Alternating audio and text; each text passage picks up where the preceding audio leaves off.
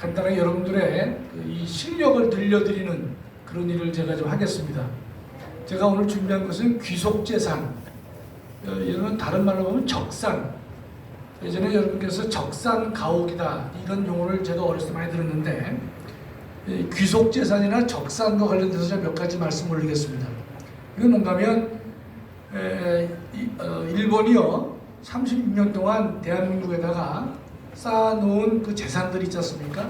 기업도 있고 개인 재산도 있었는데 그것을 미 군정이 회수해서 대한민국 정부에게 소유권을 넘겨준 재산을 귀속재산이다 또는 적산이다, 양자의 단어가 같은 겁니다. 그 36년간 일제가 우리나라를 지배하면서 각종 기업도 있었고 개인 재산도 있지 않습니까? 그 당시 일본 사람들이 해방됐을 때 민간인 수가 다시 본국으로 돌아간 사람이 뒤에 나오지만 한 7만 명 정도 된다고 하더래요. 그 한반도 내에 있었던 일본 병력이 30만이 넘었고 민간인은 한 47만 정도 됐다고 하는데 그 36년간 일제의 재산을 미 군정이 뺏어서 대한민국에게 그대로 넘겨줍니다. 그러면 한일 간에는요 어떤 다툼이 있을 수 있냐면 일본 사람은 뭐라 그럴 수 있냐면 그 재산을 왜 뺐느냐 말이죠. 그렇죠? 미군이 와서 왜 일본 사람들이 만든 기업이나 일본인의 개인 재산을 다 뺏었거든요. 그걸 왜 뺐느냐? 그 불만을 가질 수 있지 않습니까? 그렇죠? 그렇기 때문에 한일 간에서 청구권 문제도 있고 강제징용 문제도 있고 위안부 문제가 많이 있는데 여러분이 꼭 아셔야 할 것은 뭐가 있냐면 이 귀속재산, 적산을 어떻게 처리했는지를 여러분이 정확하게 알아두실 필요가 있다 이런 뜻입니다. 다음이요. 그 당시 이제 그 귀속재산의 규모가 그러니까 미군이 일본에게 뺏은 재산들이죠. 그게 52억 한 4,600만 달러가 된다는 거예요. 이건 이제 2015년 이대근 교수라고 성균관대학 교수가 발표한 연구 논문에 나와 있는 것인데 그 당시 그 일제가 갖고 있던 일본 사람이 가지고 있는 기업이나 개인 재산의 규모가 52억 달러가 넘었는데 대한민국 전체에 우리가 갖고 있는 모든 자산 가치의 80에서 85%에 해당하는 그러한 가치가 있는 것입니다. 그 대한민국은 국민들이 갖고 있는 것은 거의 없다시피 하죠. 그렇죠? 20에서 15%만 대한민국 국민이 가지고 있는 재산이고 경제적 가치고 나머지는 다 일본 사람이 가지고 있었다 이런 뜻입니다. 52억 달러예요. 잘 기억해 두세요. 예, 다음이요. 우리가 국제법에 따른다면요, 그거 써놨죠. 점령군은 적지의 사유재산을 손댈 수 없다. 그러니까 미군이 와서 점령을 했어요. 한반도를. 그랬을 경우에 적지의 사유재산, 그러니까 일본 사람의 재산을 가질 수 있어요, 없어요? 없어요. 그게 국제법의 기본 원칙입니다. 근데 러시아 사람들이 우크라이나에 가서 사유재산을 뺏게 되면 그건 이제 국제법에 어긋나는 일이 되는 것입니다. 아시겠죠? 원칙은 사유재산을 손대지 말라고 되어 있습니다. 그러니까 일본이 미국에게 강력하게 항의합니다.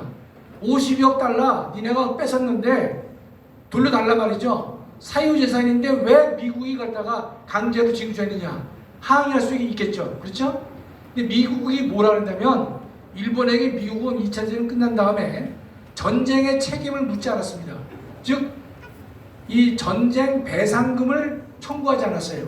보통 전쟁에서 지면 진 나라가 전쟁 배상금을 물어냅니다. 근데 미국은 전쟁 배상금을 요구하지 않고 대신 뭐라 하냐면 일본 사람들의 재산을 강제로 뺏은 것, 이거는 전쟁 배상금을 대체한 것이다. 따라서 딴소리하지 말라라고 미국이 얘기하는 것이 이해가 되시죠? 그러니까 한쪽에서 미국은 전쟁 배상금을 니네들 청구하지 않았는데 그것을 대체한 것에 불과한 것이다. 떠들지 말라고 얘기했어요. 그 다음에요. 그랬는데 일본 사람이 보통 사람입니까? 1951년부터 1965년이 뭔가 하면 우리의 한일 청구권 회담이 체결된 해죠. 14년 동안 일본 사람들은요 대한민국 정부와 몇 번 만났느냐, 대략 1,500번 만났다 그래요. 만날 때마다 귀속 재산을 돌려달라고 주장했습니다. 돌려달라고 하겠죠, 우리한테. 그렇죠? 그 적산을 돌려달라. 이렇게 일본 사람이 계속해서 요구를 몇 번 했어요? 1500번 정도. 제가 세보진 않았고 이대근 교수의 책에 나오는 얘기입니다. 예. 그랬는데 그 당시 1965년도에 한국과 일본이 맺은 청구권 협정에서 우리가 얼마를 받았냐면 3억 달러를 받았습니다. 아까 몇 억 달러였었죠? 52억 달러의 일본 사람 재산이 있었는데 우리가 그 당시 일본으로부터 무상으로 받은 돈이 3억 달러, 3억 달러. 2억 달러는 이자 없이 차관으로 해준 것이에요. 따라서 그 일본 사람들이 이 귀속 재산의 크기가 어마어마한 사실을 알 수가 있는 것이죠. 일본 사람들이 끝까지 1500번이나 요구를 해요. 일본 사람들이 얼마큼 집념이 강한가면 일본이 소련하고의 다툼이 있어서 북쪽에 북해도 위쪽에 작은 섬 4개가 있습니다. 그 작은 섬 4개를 돌려달라고 일본이 계속 얘기하거든요. 2차전 끝난 다음에 뺏긴 건데 소련한테 그 작은 섬이 있는데요.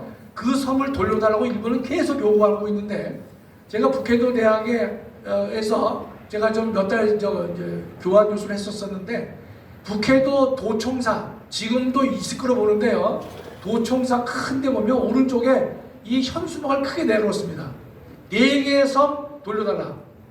이게 지금도 아마 붙어 있을 거예요. 그 사람들은 지금까지 그 섬을 돌려달라고 얘기를 하는데 일본 사람들이 지금도 4개의 섬에 대해서요. 일본 사람들은 인내하면서 70년 동안 인내하면서 거기에 학생도 가서 가르쳐주고 의료 봉사도 나갑니다. 의료 봉사를 왜 나가느냐? 언젠가 지금의 러시아인데 러시아의 4개 섬과 일본과의 영토 갈등이 있어서 그 4개 섬 주민들에게 니네가 원하는 국적을 선택해 보라라고 선거를 붙일 수가 있다는 뜻이에요. 국민투표를요. 그랬을 경우에는 우리는 일본으로 귀속되기를 원한다. 그런 말을 들으려고 일본은 끝까지 지금도 4개의 섬 돌려달라는 것을 청사 현수막에다 크게 붙이고 있을 정도로 일본 사람들이 집념이 강합니다. 그래서 대일 청구권 그 돈을 달라 말이죠. 이렇게 얘기를 했어요. 다음이요.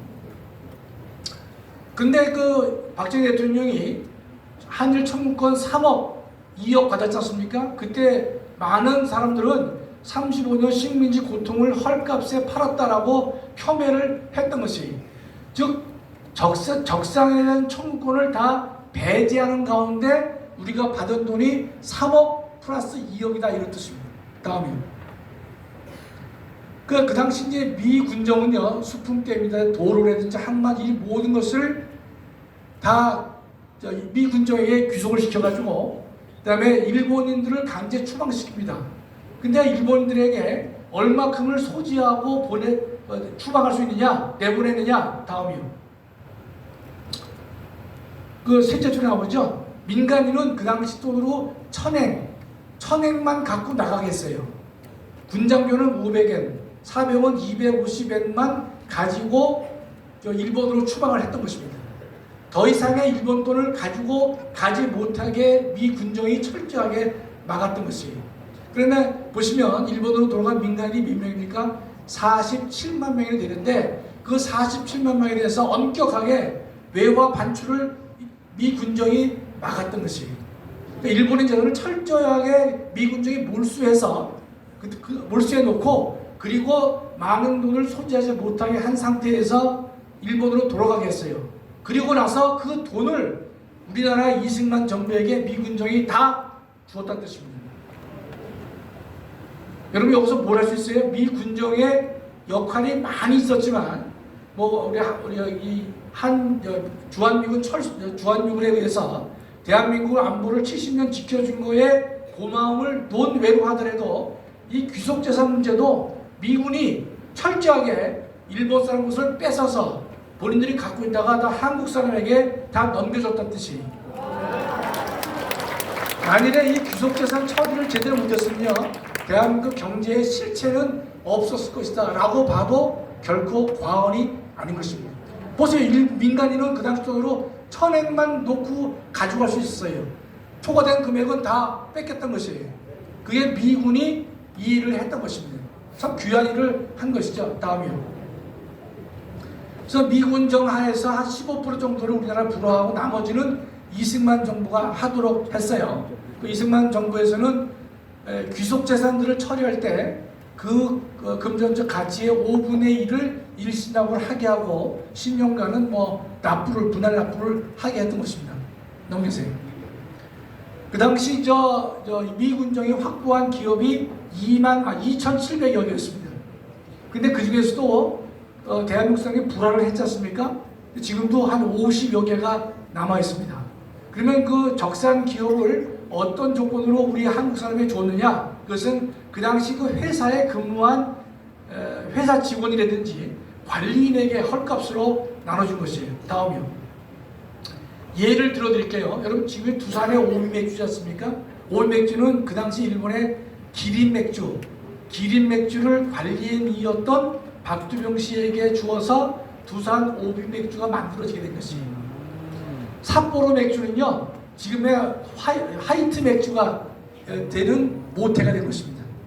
그 당시 조선 화이하 공파는 김종회 씨라고 이 사람은 한화그룹의 총수이셨는데 이 김종회가 그 직원이었어요. 그 사람한테 불화가 되기 때문에 한화그룹의 모체가 된 것입니다. 또 조선제련은 LG화학의 모체가 됐고 선경직물을 최정근 씨가 해가지고 SK그룹의 모태가 됐다 이런 뜻입니다. 이런 식으로 그 당시에 일제가 갖고 있었던 각종 기업들을 우리나라 회사 직원이나 관리인을 했던 사람에게 저렴한 가격에 불화를 해가지고 우리가 각종의 기업을 만들 수 있었다는 뜻입니다. 다음이요. 영광제과는 좀 우리가 생소하지만 그게 해태제과가 된 겁니다. 그 다음에 오노다 시멘트는 우리나라의 동양 시멘트가 된 것입니다. 그 다음에 미쓰고시 백화점은 이병철 씨에게 불화가 됐는데 신세계 백화점을 만드는 모태가 됐던 것입니다. 다음이요. 그러니까 미군정은요, 일본인으로부터 귀속재산을 회수해가지고 고스란히 우리 정부에 넘겨준 것이에요. 그 돈이 우리나라 경제발전에 종잡던 노릇을 한 것이다. 그러면 얼마나 우리가 미군에 대해서 감사해야 될 수 있다, 감사해야 된다 이런 것입니다. 다음입니다. 그래서 우리가 미군이 뭐 점령군이다. 물론 점령군으로 들어온 건 맞아요.